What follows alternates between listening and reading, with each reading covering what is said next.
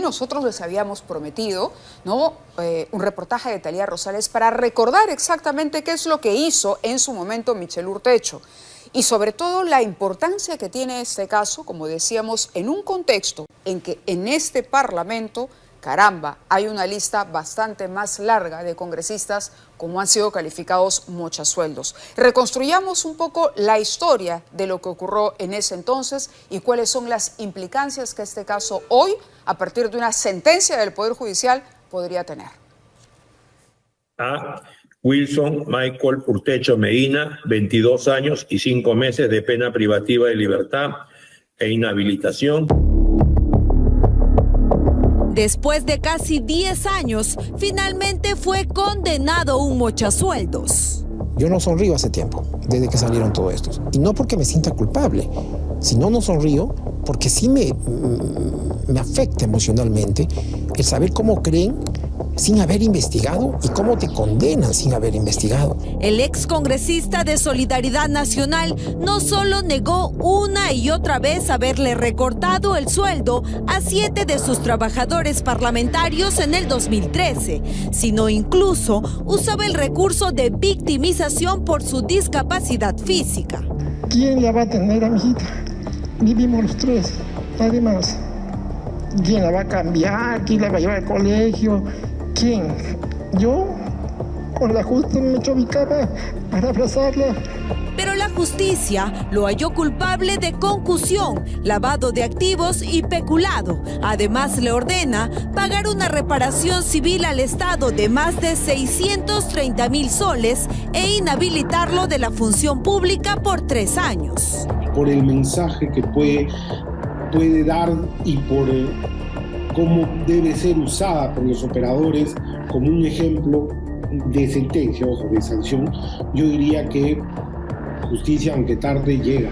Una sentencia que llega en un contexto en el que por lo menos existen 11 denuncias de actuales parlamentarios acusados de mochasueldos. María Cordero fue escuchada a nivel nacional diciéndole a su trabajador: vamos al cajero de una vez. Fue el primer caso de recorte de sueldos que se hizo conocido y 2 meses después de esta denuncia el trabajador fue despedido del Congreso. Katy Ugarte recortaba el sueldo de los trabajadores de su despacho para poder pagar publicaciones en prensa con el objetivo de mejorar su imagen. Yo jamás quito sueldo a nadie he quitado ningún sueldo ni tampoco he recortado. Edgar Tello, denunciado en mayo de este año por una trabajadora gestante. Ella se negó al recorte de su sueldo y el congresista le pidió que compre un reproductor valorizado en más de 4,000 soles con el dinero del bono que ella había recibido en abril. José Arriola, el congresista que disfrazó el recorte de sueldos como supuestas donaciones. Documentos hallados en su domicilio comprueban el delito que cometió. Actos que se han banalizado, que se han convertido en actos inocuos al interior del Congreso de la República. No podemos convivir con congresistas y funcionarios y políticos que consideren que recortar los sueldos, a veces bajo la frase de aportes voluntarios, sea algo normal. Y son muchos más los padres de la patria que han copado la Comisión de Ética con las vergonzosas acusaciones en su contra solo en lo que va del 2023.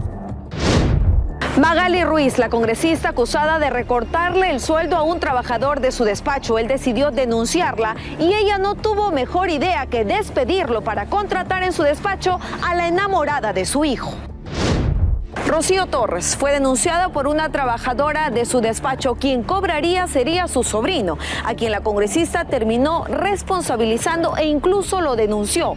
Pero después fue grabada chateando justamente con su sobrino y lejos de indignarse le preguntaba quién la habría denunciado, para luego terminar borrando los chats. María Acuña, acusada de forzar a sus trabajadores de recortarse el sueldo para cubrir la remuneración de otro empleador, la llamada chanchita. ¿Marca esto un precedente importante, doctor? Por supuesto. No solamente porque son delitos que no suelen ser sancionados, sino porque es una sanción a un excongresista con una pena bastante alta, y por actos que normalmente vemos que se denuncian a través de los medios periodísticos, pero que no pasa nada. Jorge Flores Sancachi le exigía a sus trabajadores el 10% de sus sueldos y el 50% de sus bonos. A pesar de existir audios que comprometen al congresista, él insiste en que se trata de audios editados. Panorama expuso a la congresista Heidi Juárez, quien fue denunciada por un ex trabajador parlamentario del recorte de la mitad de su sueldo, un testimonio incriminador. No tengo ningún chat, no tengo ninguna llamada, ningún trabajador ha ido a mi despacho y me ha contado esta situación. Ayer prácticamente me he sorprendido de la denuncia que hay. Magali Portero, la congresista acusada de pedirle a sus trabajadores que compren sillas de ruedas y así financiar su llamada Ruta de la Solidaridad.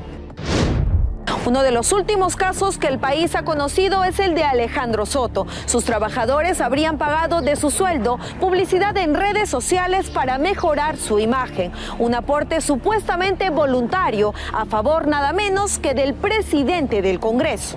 De los 11 casos denunciados, solo algunos han pasado al Ministerio Público para indagaciones preliminares.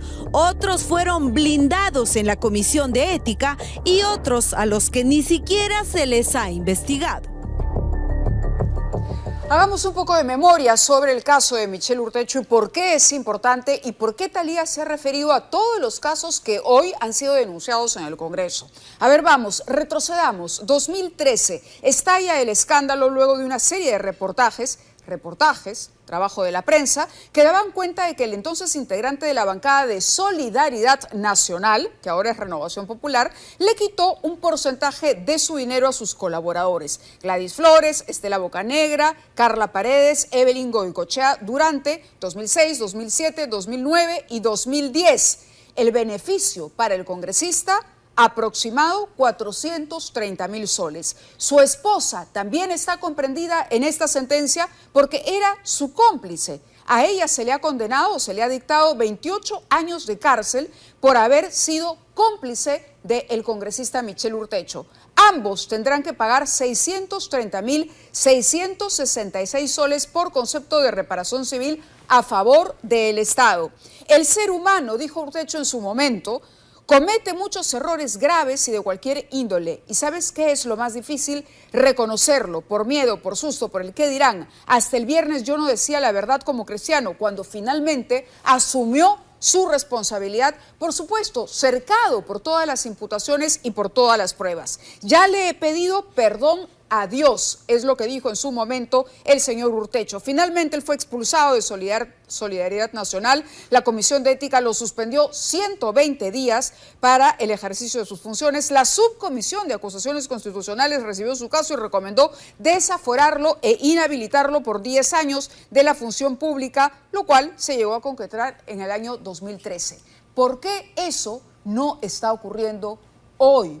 ¿Qué es lo que ha cambiado desde lo que ocurrió con el señor Michelle Urtecho hasta lo que está ocurriendo hoy, que ustedes han visto detallado caso por caso en el reportaje de Thalía Rosales? El congresista Carlos Anderson está con nosotros. Él es un crítico del Parlamento permanente desde una esquina solitaria, como dice él, y como Guido Bellido, que le ha denominado el llanero solitario del Parlamento, porque no es parte de ninguna bancada, ¿no?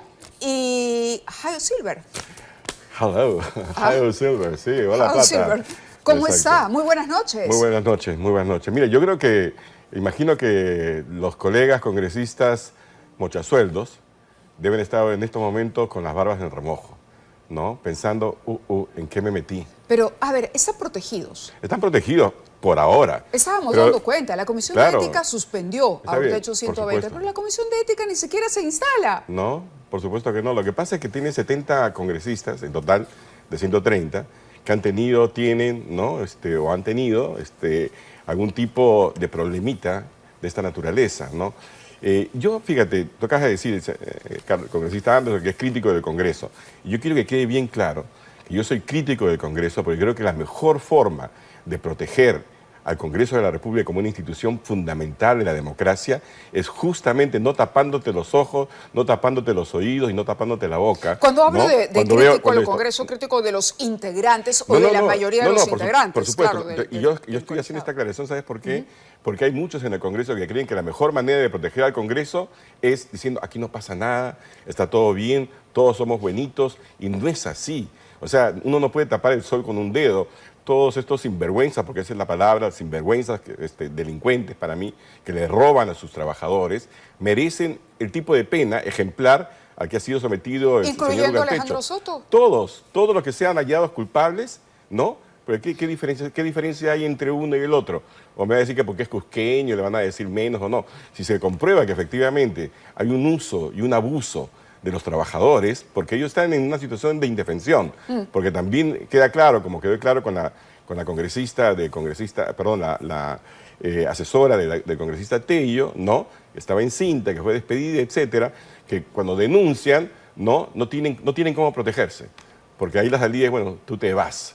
Y no pasa nada. Ha sido crítico también por los comentarios que hizo o las respuestas que ofreció Hernando Guerra García con relación a la posición de Alejandro Soto. Sí, por supuesto. Ha sido usted crítico en sus redes, ha cuestionado el hecho de la defensa cerrada, de defender la presunción de inocencia de Alejandro Soto, porque lo que ha dicho el señor Hernando Guerra García es que aparentemente no hay acá ninguna condena, por lo tanto hay que respetar el debido proceso y no se puede andar cambiando un presidente de Parlamento 3 o 4 veces. Ahora, diera la impresión que aquí hay un acuerdo político y que hay una preocupación por este grupo, ¿no? El grupo país, el bloque país, como se ha denominado, de que ese cargo, la presidencia del Congreso, pueda recaer en alguien del bloque de la izquierda. Y así se estaría justificando este manto de protección para Alejandro Soto. Mira, Perú Libre, que creo que es de izquierda, ¿no?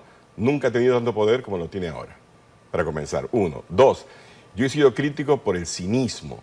Porque aquí el tema es quién promovió la candidatura de una persona, ¿no? Que tiene el tipo de cuestionamientos que tiene. Porque era muy fácil sencillamente preguntarle, ¿no? En privado, ¿qué temas tienes tú que la gente, que la prensa podría mirar, la etcétera, defensa de ¿no? esa pregunta que también se ha hecho es Acuña fue el que designó, es decir, APP... No, ahí todos son culpables, perdóname. APP es quien puso esa carta y nosotros aceptamos porque había un acuerdo con APP para que ellos tomaran una decisión colegiada y hay que respetar su decisión. No, son corresponsabilidades.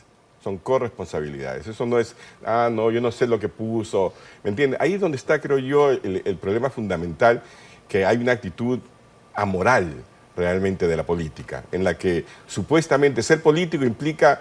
No, a mí hasta me ha dicho señor Hernando Guerra García que yo me creo ¿cómo es? Santa Teresa de Calcuta, cosas por el estilo. O sea, llanero solitario y Santa Teresa de Calcuta. Sí, exacto, ¿no? Porque claro, a ver, que me rebusquen, pues que me digan, a ver, qué cosas tengo yo que me impida a mí hacer una crítica a actos que son evidentemente inmorales, amorales, carentes de todo tipo de respeto por la verdad. Tomemos uno de los argumentos, el temor a que un niño pueda hacerse de la presidencia, a la falta de votos para colocar a alguien mejor en la presidencia que pueda sustituir a Soto, podría ser una justificación, es decir, hay que tenerlo ahí porque el peligro es que pueda asumir ese cargo alguien de una izquierda radical, que no parece ser el caso de Perú Libre, que ya parece estar más cerca incluso de las fuerzas de derecha que de las de izquierda. No, yo creo que todo el problema fundamental está justamente en una anormalidad, ¿no? Una anomalía, que es que los congresistas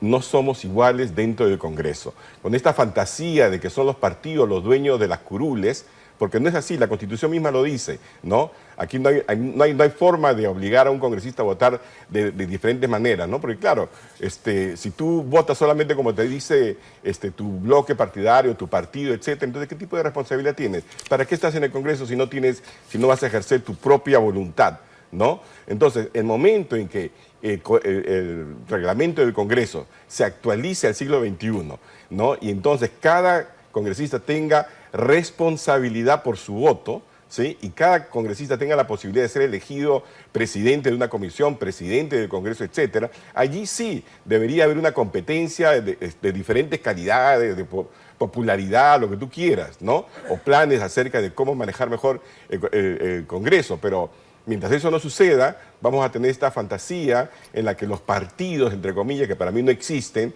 y las bancadas, que no son más que agrupaciones de individuos, ¿no?, por algún tipo de objetivo. Lo cierto es que parece que deberíamos a estas alturas, digamos, todo hace suponer que lo que va a tocar es resignarse a la permanencia en la presidencia de Alejandro Soto. Yo creo que no hay suficientes firmas para la moción de censura, y tampoco habrá apoyo para censurar. Entonces lo que vamos a tener es un Congreso inoperante, un Congreso que va a pasar a la historia, no como total y absolutamente un Congreso deslenable. Porque si no somos capaces, los congresistas, que tenemos una actitud diferente, que no mochamos sueldos, que no estamos ahí metidos en lobbies, que no estamos haciendo... Pero si son minoría, ¿qué hacemos, Carlos? Bueno, existe... Es el poder de los votos. No, existe, esa es una fantasía. Es una fantasía, o mejor dicho, de repente no una fantasía, es una dura, pero negativa realidad, ¿ya? Porque lo que tendría que primar aquí, primero que nada, es lo ético, 1. 2, la voluntad de la ciudadanía. Y 3, el respeto a una institución que es fundamental para la democracia, como es el Congreso de la República. Esto es irrespetar al Congreso de la República, creo yo. De acuerdo. La presidenta Dina Boluarte, su defensa legal, ha pedido que se archive esta investigación que hay contra ella por genocidio. ¿Qué opina? Mira, tiene todo el derecho de pedir lo que quiera. Creo que ese es un tema que va a tener que ser definido en parte por la historia, ¿no?, pero sobre todo por el Poder Judicial.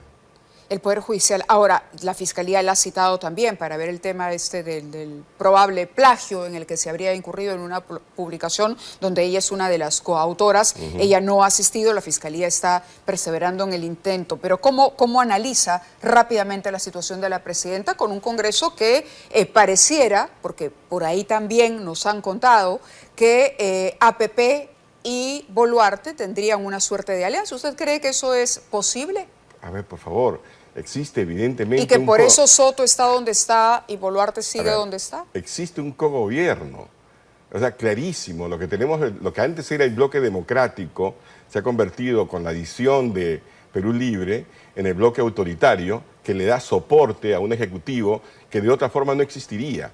No existiría, no hay forma de que un primer ministro que fue ministro de Defensa, en el momento en que se da la crisis, ¿no?, y se generan pues hechos que nos han hecho pasar vergüenza en el mundo, ¿verdad?, y que van a tener que ser investigados y que algún día van a terminar en cárcel para sus autores, no estaría allí. Ya habría hace rato pagado el costo político, ¿no?, de entre comillas, sus errores. Pero aquí no hay nada de eso. Y no va a pasar. Un ministro de Economía que, caramba, sigue pensando de que todo está muy bien, cuando todos los números te dicen que está todo muy mal, ¿ah? Entonces tampoco, no le podemos ni siquiera llamarlos, no podemos ni interpelarlos. ¿Por qué? Porque hay cogobierno, hay que dejarlo bien claro. Y yo creo que esto no va a durar, sencillamente porque al final el peso de la opinión pública es lo que va a hundir a este Congreso mal concebido. Bien, hay quienes dicen que la posibilidad de adelantar las elecciones sería un peligro, que es mejor que las cosas funcionen así, porque acabamos de superar a Castillo y por lo tanto Castillo fue lo peor que nos pudo haber pasado. Mejor, mientras todos se organizan y escogen bien a sus candidatos, que se quede Boluarte ahí, que se quede este Congreso y aguantemos con paciencia el proceso. Viva la mediocridad. No, definitivamente no. Yo no creo en eso. De acuerdo. Muchas gracias a Carlos Anderson por estar con nosotros y por hablar claro aquí en Llanero solitario. No tan solitario.